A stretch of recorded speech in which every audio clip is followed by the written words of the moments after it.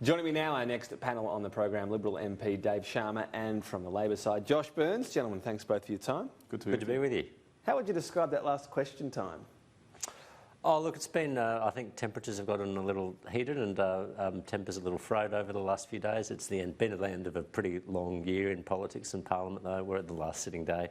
I think that's understandable. I think we're probably all looking forward to Parliament rising for the end of the year. Did you keep account on how many Labor MPs got the 94A boot? No, I didn't. And I think Dave's being very diplomatic I think he is too. It could be his experience as a diplomat, but I lived in the Middle East for several years, don't forget, so I've seen some pretty hot politics. It was pretty unedifying, Tom. I wasn't from everyone, but I think a special mention, unfortunately, goes to Angus Taylor, who, quite frankly, did the government no favours in his behaviour during question time. Well, specifically how? What did he do? Well, I think, first of all, I'm not going to get into the mess that he's got himself in with Naomi Wolf, but some of the accusations he made, especially to the Labor Party, that he was forced to withdraw on around anti-Semitism, was pretty unedifying, and it was gutter politics. And I know that I know that Dave and others in the coalition, It also seemed pretty.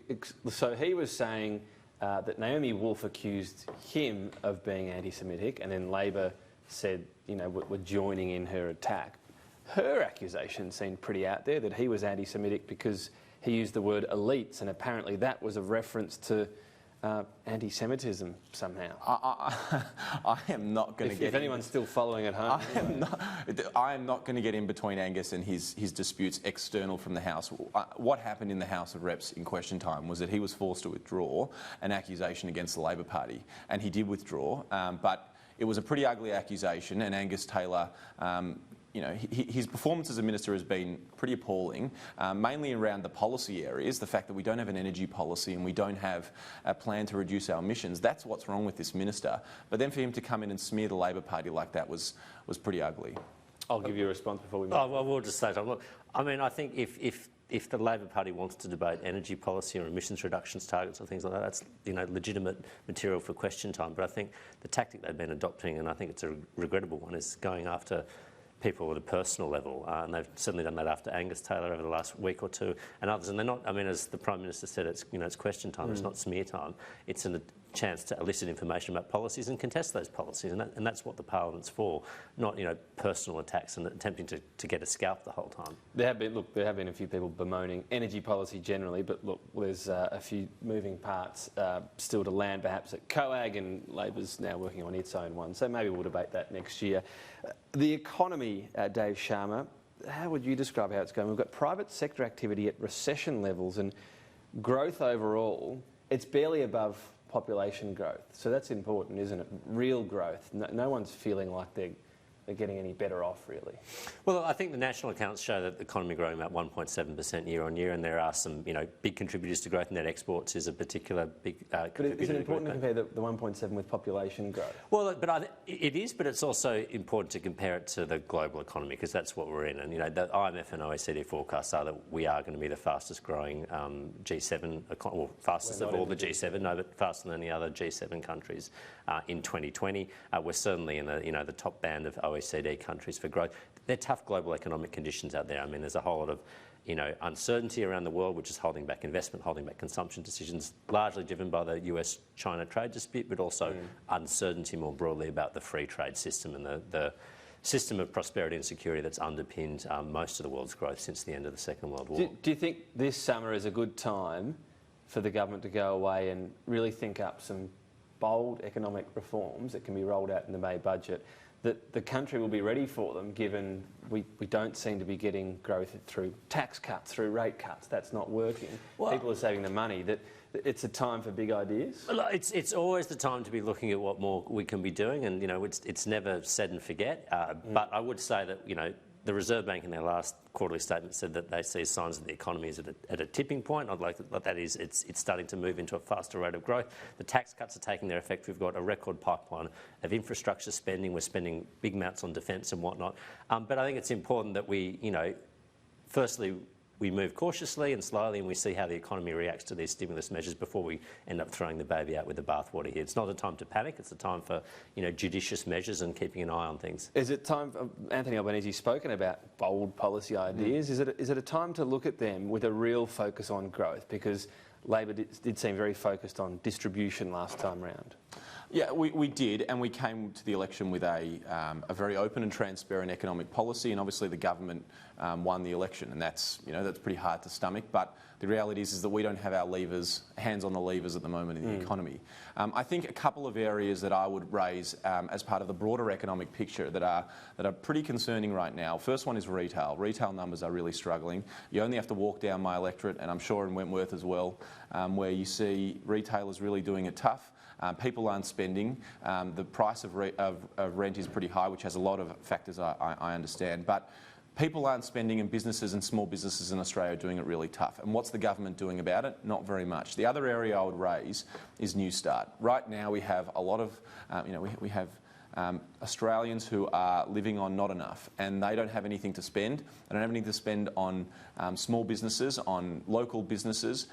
We need to increase New Start to stimulate this economy.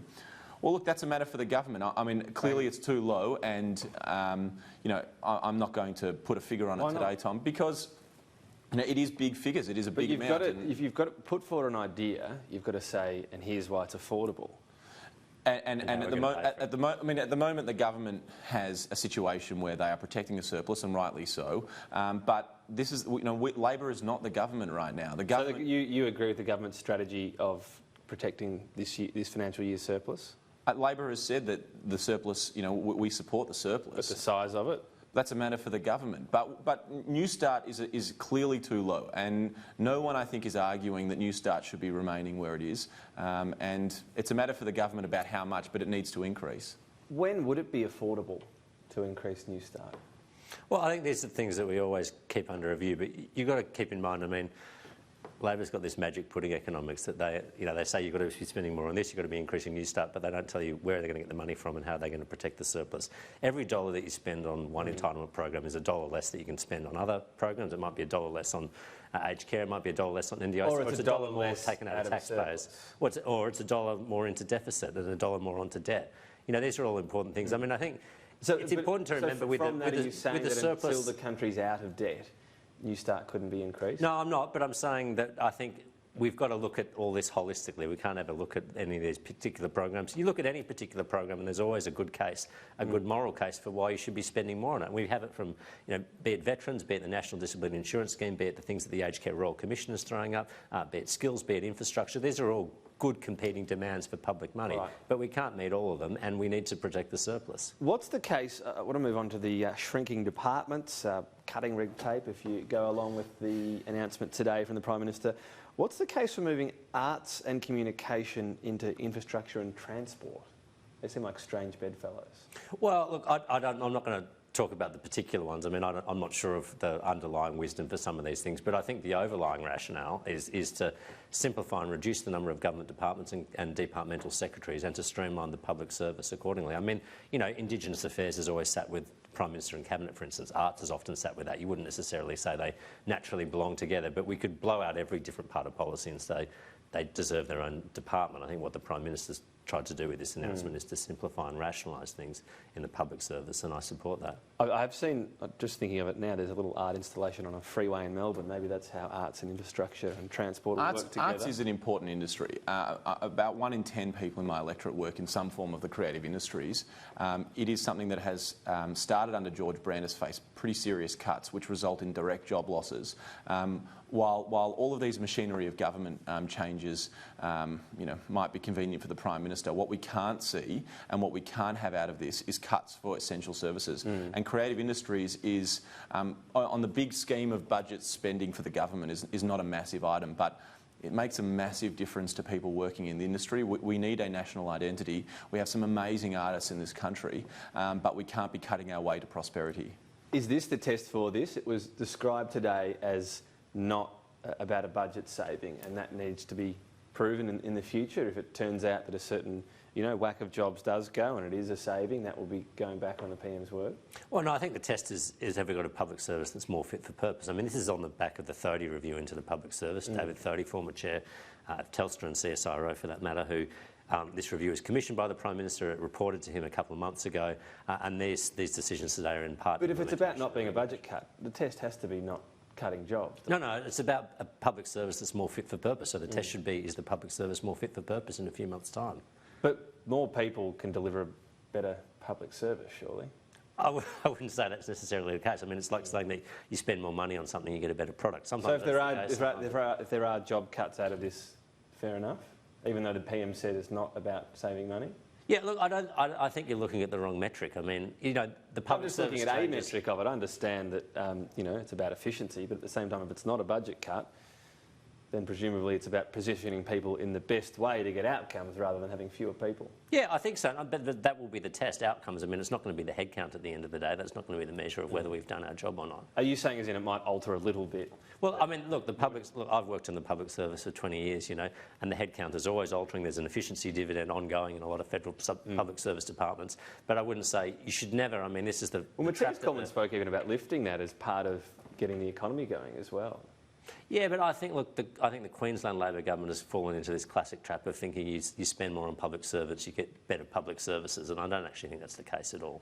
Can I say that a lot of good people lost their job today, but one person who should have lost his job was Angus Taylor, and he still keeps his job as the Minister for Energy and Emissions This is the line we heard at a question time. Well, I think I heard this one before. There's a reason why we keep repeating it, because I think we're seeing a minister who, quite frankly, is unfit for office, and he should be on the backbench with some time to reflect. They have a lot of good people in the Liberal Party, and we have some present company so this is included. Would you accept that promotion? Would you like to be the Energy and Emissions Reduction Minister? I'm not sure I have the power. I'm very happy in learning the ropes as a backbencher. Right. I've got a lot to learn in this parliament. We'll do our best if anyone's watching and they want to give a promotion out. We'll end it there. We'll see you possibly next year. Have a great break. A couple of weeks, gentlemen. Have a nice break. Josh Burns, thank you.